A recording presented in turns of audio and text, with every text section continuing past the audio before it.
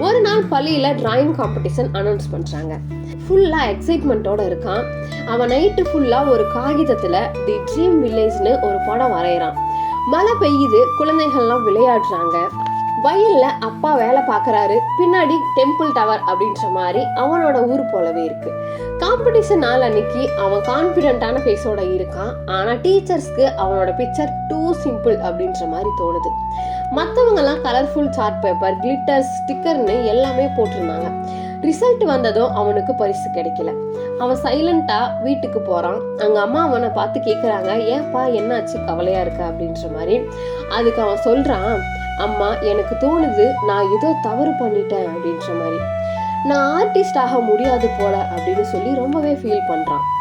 அவனோட தலையை தழுவி அவங்க அம்மா சொல்றாங்க, மழை அடிச்சா மண்ணு நனைஞ்சு போகும், ஆனா அதுலதான் புதிய முளை கிளம்பும் அப்படின்ற மாதிரி.